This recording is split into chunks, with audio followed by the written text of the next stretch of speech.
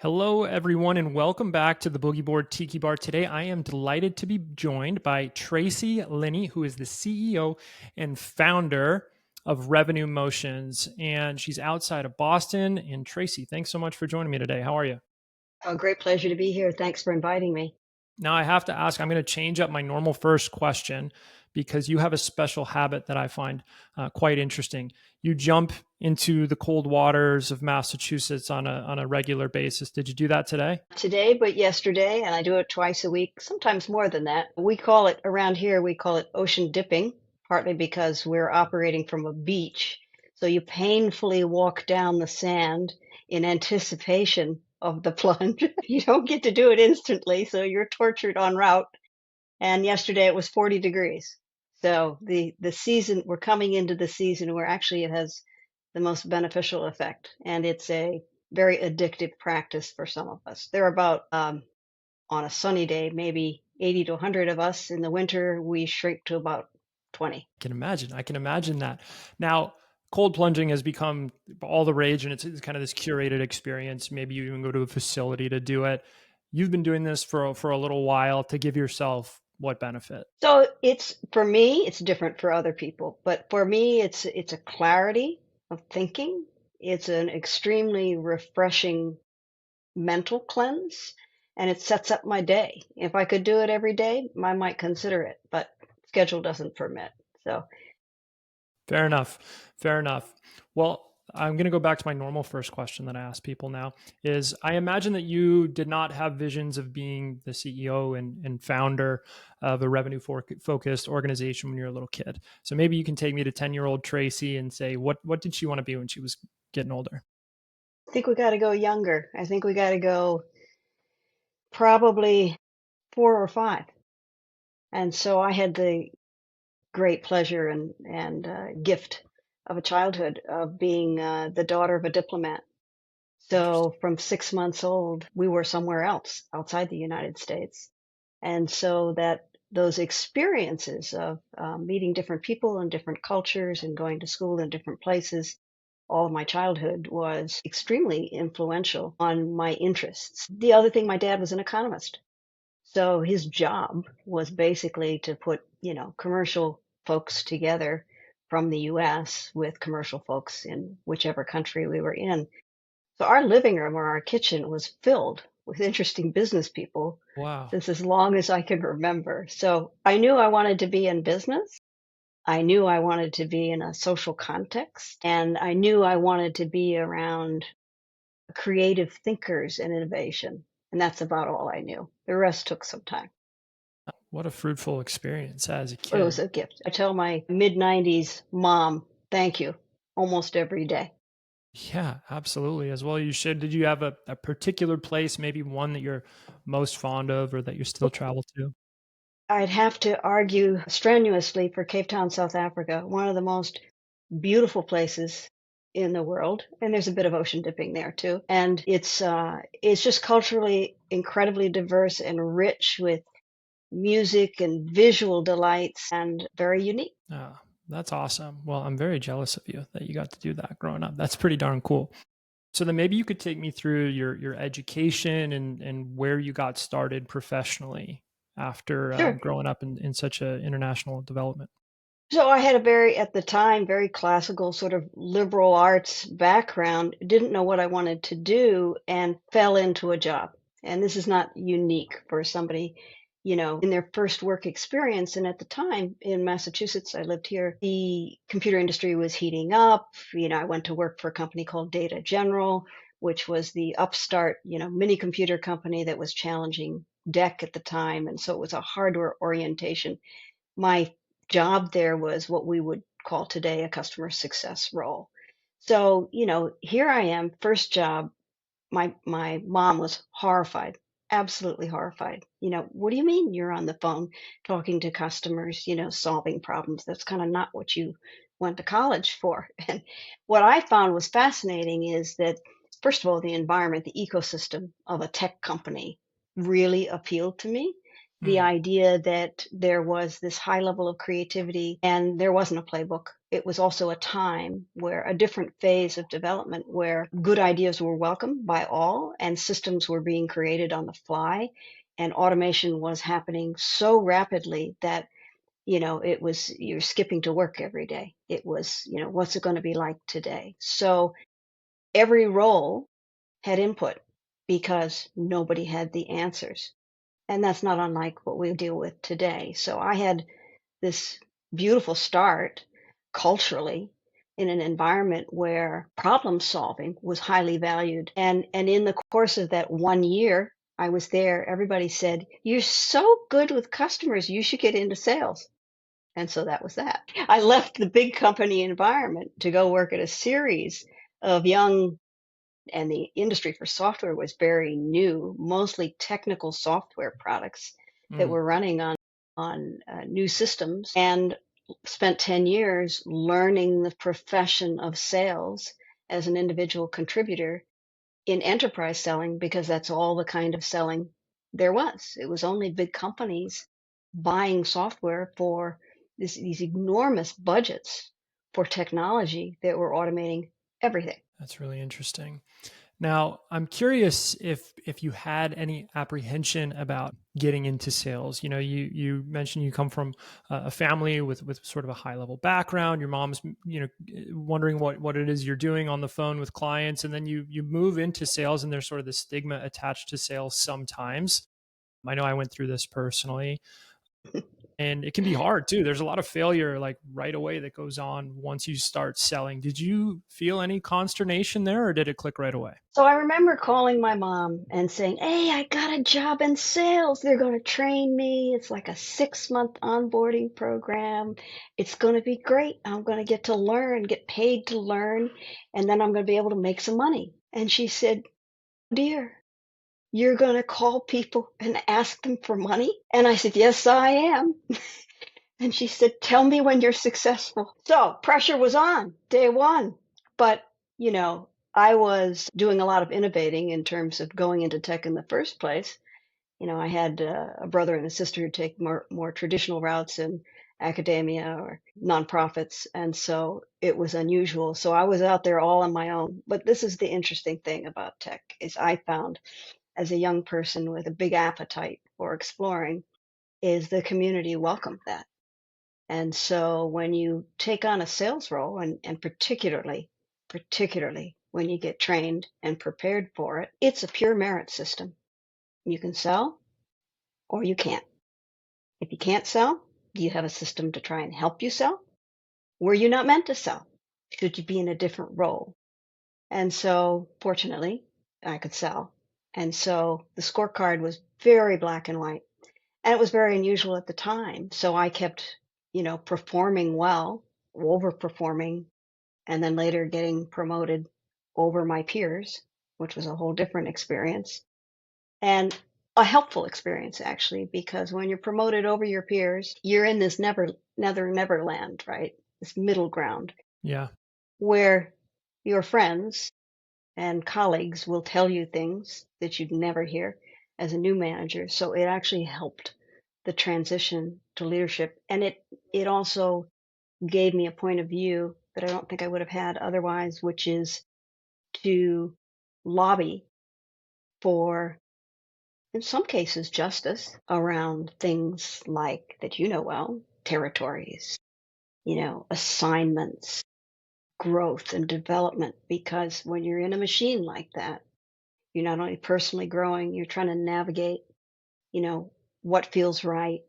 How do I learn more? How do I accelerate this? How do I continue to grow? And there's no playbook for that. There wasn't then. To some extent, there still isn't. And so it got me interested in sort of big companies invest in this a great deal Mm. because they have mature systems. But where all the innovation is happening, if you want to be part of that, it's very challenging to figure out how to navigate that. So that kind of helped me gravitate to later roles where there was transformation or change management. where I could get involved, roll up my sleeves, and help with the fixing part of that or the building part of that. That's really interesting. I'm sensing a few themes. So sales appeals to your adventurous spirit. You're interested in the meritocracy, and then you're also acknowledging from a really young age this underlying infrastructure of education and systemic support that you need to be successful. And so I want to talk a little more about that transition when you move from carrying a bag into management, because you're young when you do it. You mentioned might have surpassed some of your peers in terms of timing, and it's a really different experience. You're not directly selling anymore. You're responsible for different types of things. What was that learning process like for you? You mean assimilating that learning process? Yeah. So I think a couple of transformational things for me that were triggers that helped form my views. One was I'd learned pretty much as I could in enterprise selling, and I went to the largest company I ever worked for called PeopleSoft, and they were later acquired and absorbed into Oracle. PeopleSoft had a very particular culture. It was very people first. Culture was important. Learning was number one. You couldn't serve the customer unless you continued to develop and grow. And the rate of change in our industry is very high. And the founder of PeopleSoft embedded this into the systems of the company. I remember the first year I was there, I think I was in training. Some of it was mandatory, some of it was voluntary. I think I was in training for almost an entire quarter. Wow. Now, that elapsed over the course of the year, but about a quarter of the year, and some of this you did on your own time and some you did, during business hours, but it was mandatory. And it was not only, it was training around sales techniques, processes, but it was also management training. It was also communications and collaboration training, some leadership training, training around the emergence of analytics, new areas, new technical areas from a business point of view, so that we could actually have intelligent conversations with our customers.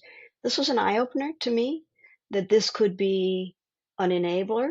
So before sales enablement was a thing, or as it was developing in bigger companies, sales enablement was the takeaway to me was an important trigger to activating anything.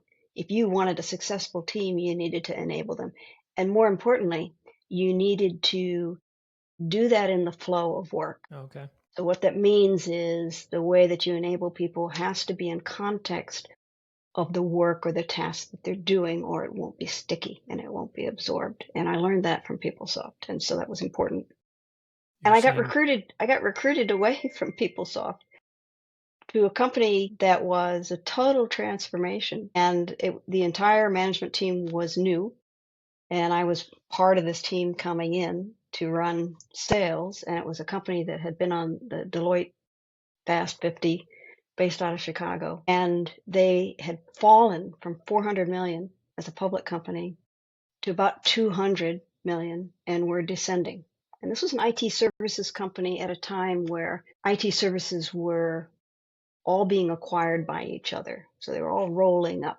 So where there were maybe 50 companies, pretty soon it was shortlisted to maybe 10 nationally in the US.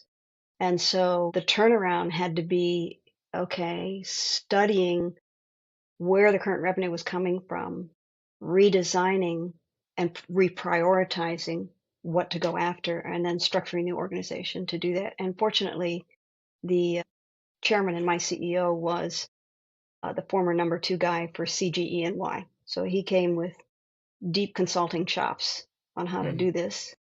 And somehow figured out, how to build a transformation team that he didn't know, actually, for the most part, and bring us all together and make it happen. And on any given day, we had, 10,000 consultants on site somewhere in the country at big brand companies like Dell, IBM, the whole HP, printer support team were actually our employees. So it was, outsourced services at a very high level on sophisticated products, not break fix at the sort of, basic level, sophisticated equipment. And so it was a mess. It was a mess, and I was associated with 4 years, and we did turn it around.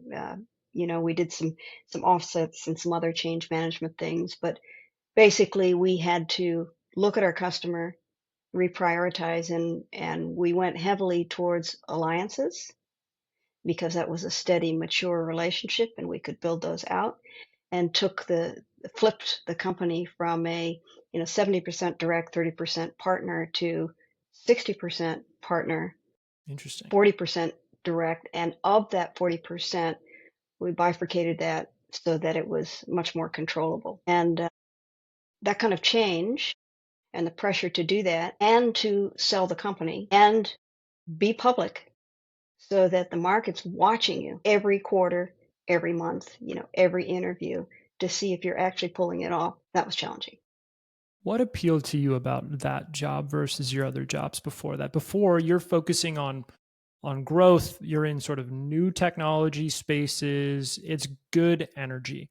This the Is the appeal of jumping into a turnaround the same thing that brings you into the cold waters of Massachusetts? I only pick turnarounds that I think can be fixed. And usually, and if I don't think it can be fixed, I'll say so and why.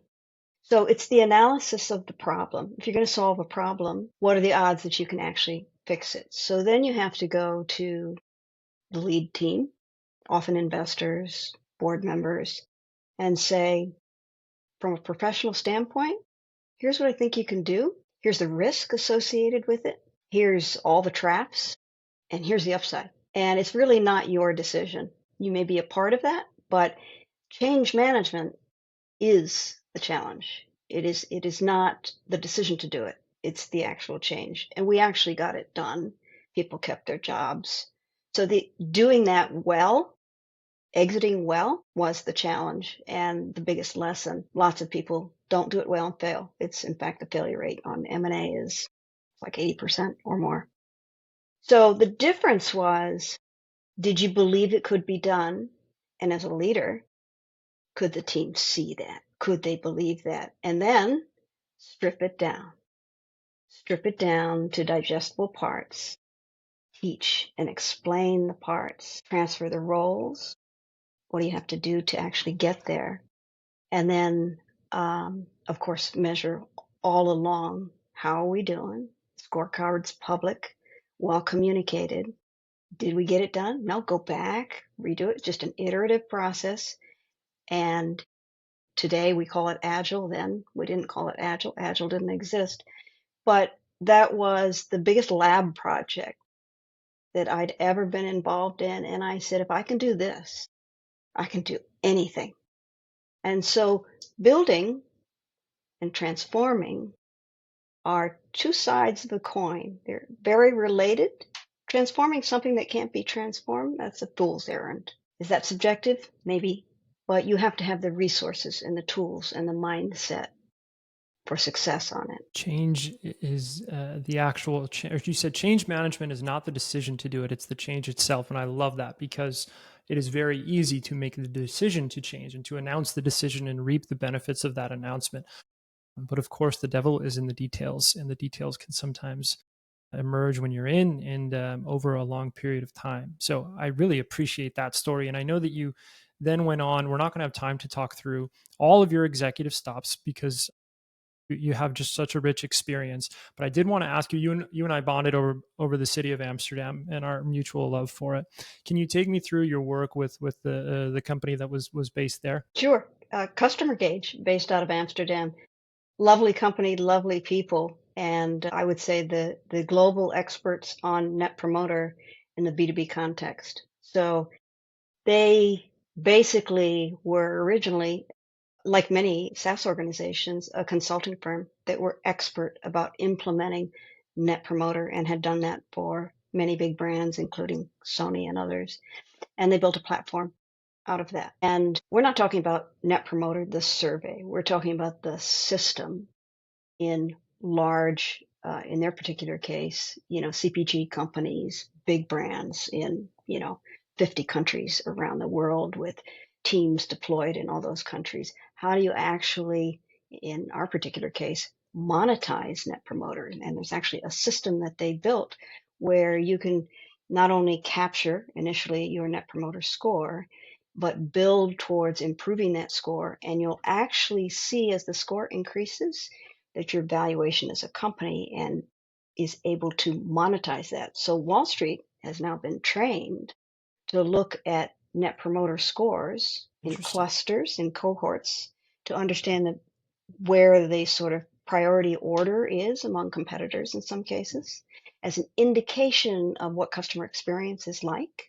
So it's a very important indicator. And my task was to build a sales organization that would essentially proselytize this, go forth and teach. It was a teaching sale, major companies how to monetize Net Promoter for their financial health, for their cultural health, because there are behaviors that go with creating a great customer experience. And these are the highest valued companies in the world. And the proof is through, of course, data, a measurement system, which validates that over time you're continuing to build value. So we did some really important research and interviews with CEOs around the world and did some joint work with MIT to publish some of this work.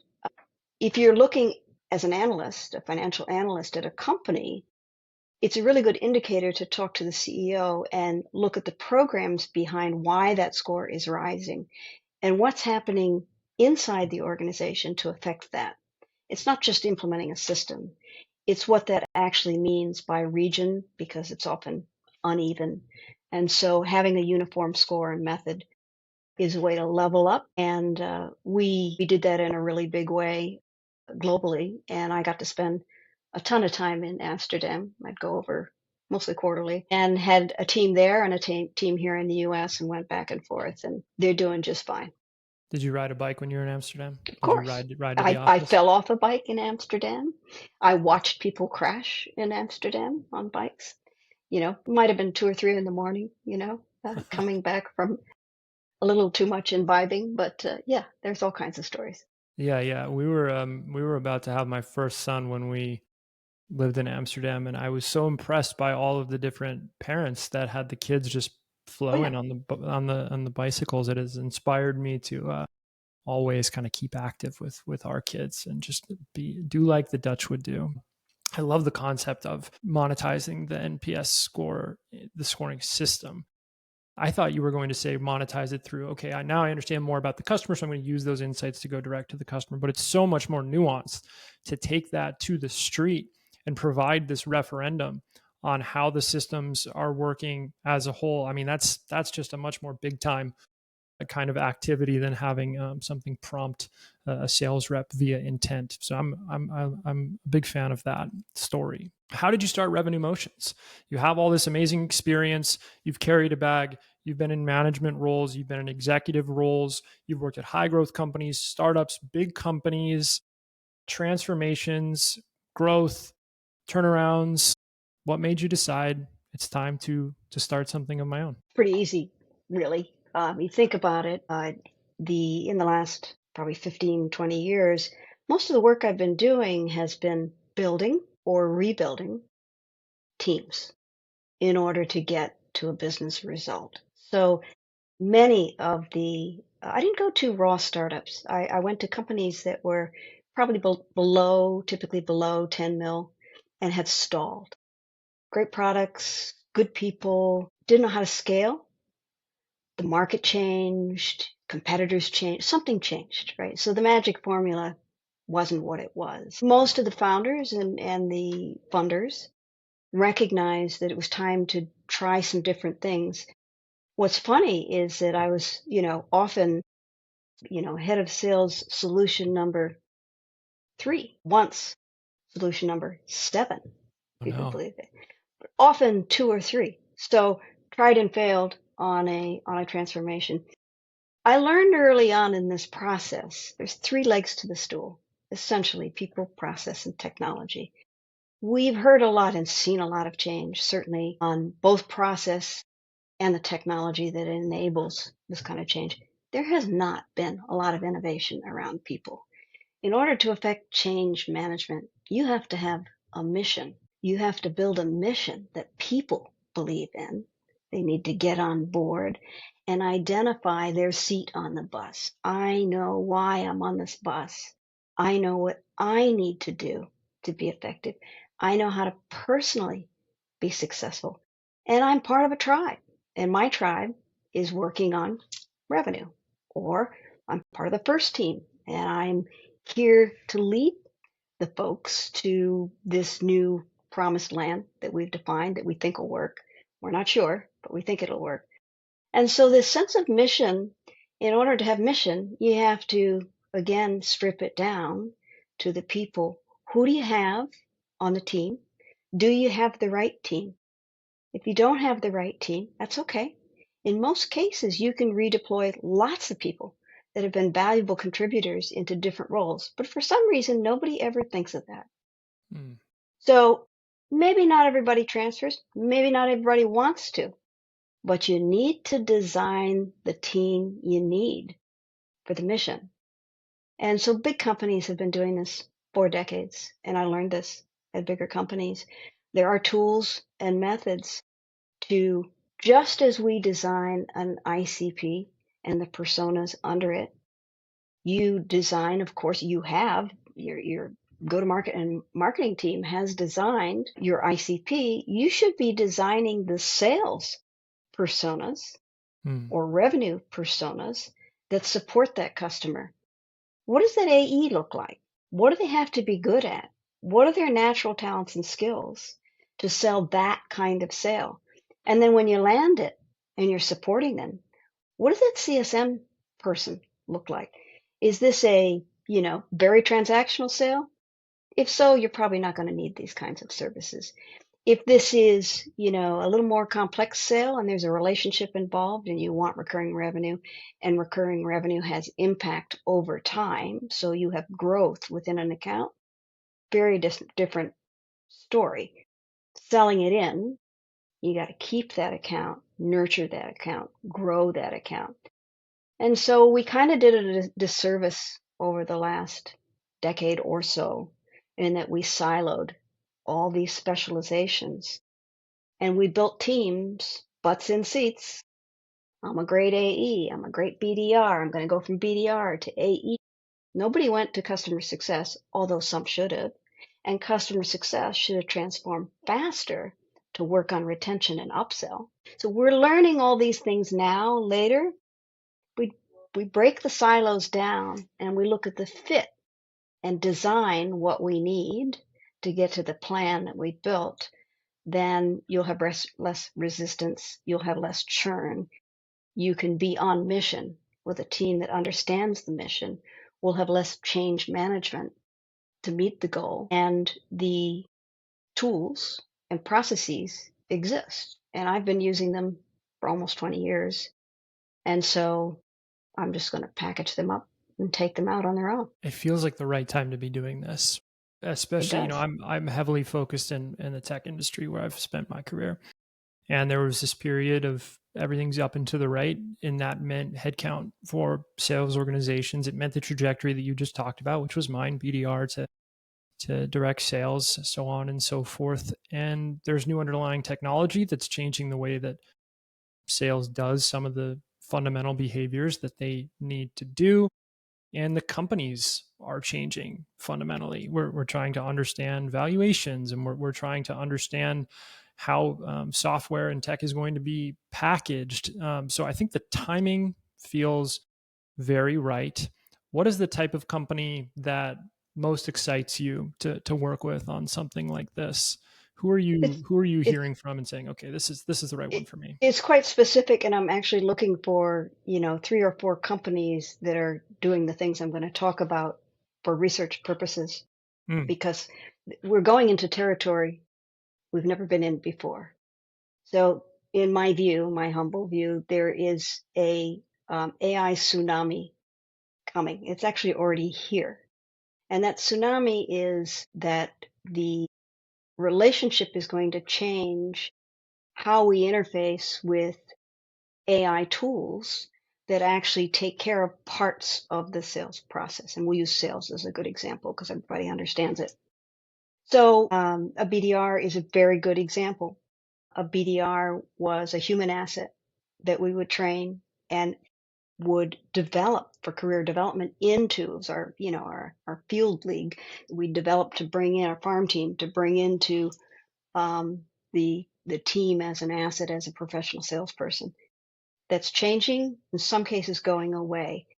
But this is not uncommon in major shifts in automation. We have seen lower level tasks that can be automated replaced by automation and humans deployed on higher level things. And in fact, I think this is the exciting part is while there's some loss aversion on what used to be and what's familiar, what's coming is really important because we can actually take more human assets and critical thinking and innovation on the more impactful, higher value parts of the sale. So what does that look like? I'm looking for companies, for example, that are experimenting on, you know, agent-based capabilities on the research side and maybe not full discovery, but early discovery, things that a BDR would do.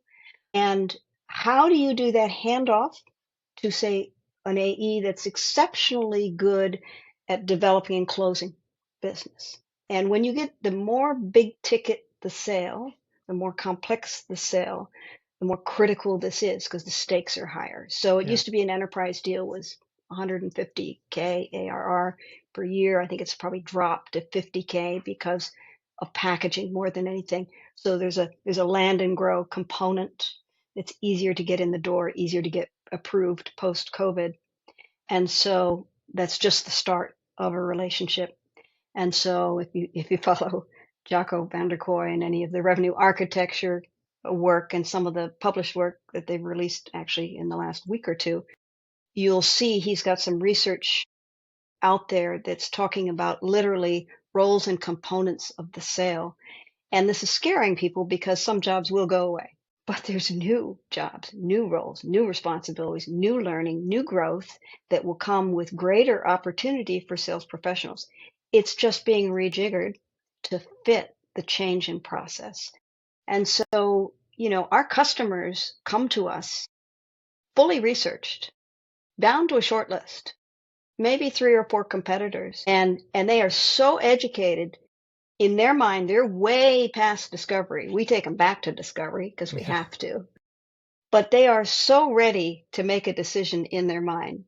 So we just have to validate that the position that they're operating from fits and matches what we have to offer. And so there's a lot more, I would call it synthesization of facts. There's higher level thinking required to understand where your buyer's at, to calibrate that, to engage on that. And there's a whole suite of tools, some of which, I use, are working on the buyer engagement side so that that conversation is completely different. So you not only have insights and research about that person, but you can map to their communication style, even their personality style, so that your engagement on first contact is 10 times the conversion instead of an unknown, hi, what are you looking for? You can't do that anymore. Yeah. It's insulting, right? Yeah. Customers won't, prospects, buyers won't put up with that. Wow. It's interesting you bring that up. So yesterday, getting to the end of an enterprise sales cycle with one of our potential clients. I've never spoken to them.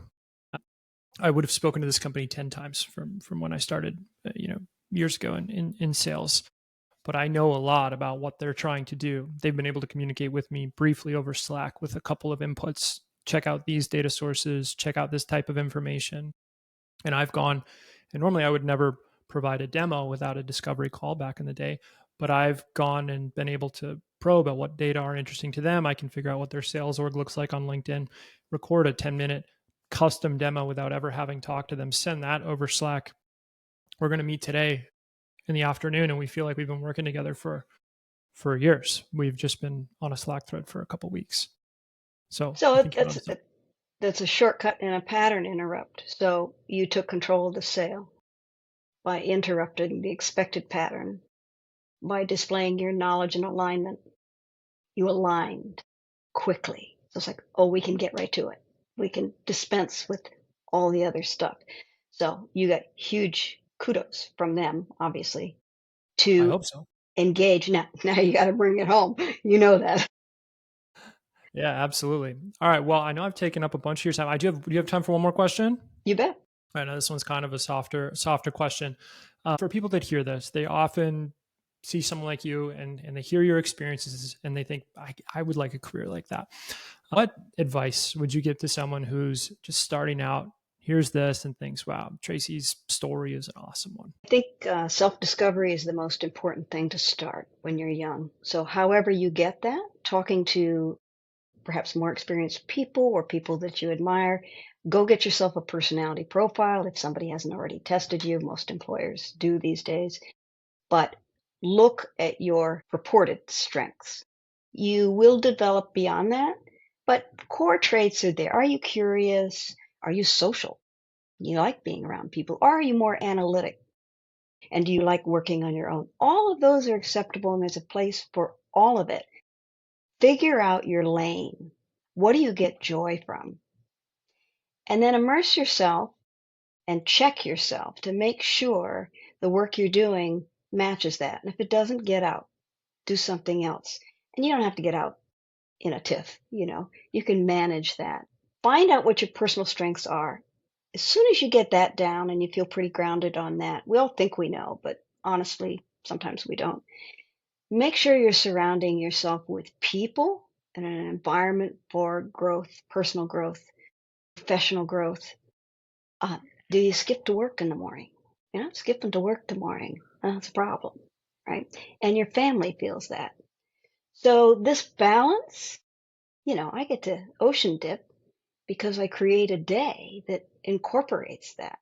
You want to be in a role and in a place through your whole career, and sales can afford you that kind of flexibility. If you're performing, nobody cares where you are, the time of day. If you're performing, if you're not performing, different story. And this is still true today, all these years later. So it's a fabulous career for those that want to run with that. But there are also many, many other roles within our industry that are so important to making the whole revenue machine go zoom. Yeah. And I think you just need to find where you fit if you want to be in our industry. And this goes beyond our industry, but our industry is particularly challenging, I would say. Yeah. Well, I think that's a very hopeful and encouraging note to end on. And Tracy, I'm super grateful to you for spending the time to talk through your career. And we will, of course, link in the show notes to Revenue Motions. And we look forward to the updates of all of your work and especially your new work coming here in 2025. And yeah, we'll see you again soon. Thank you. And if anybody needs to find me, LinkedIn is the place for it. Thanks so much for inviting me. Take care.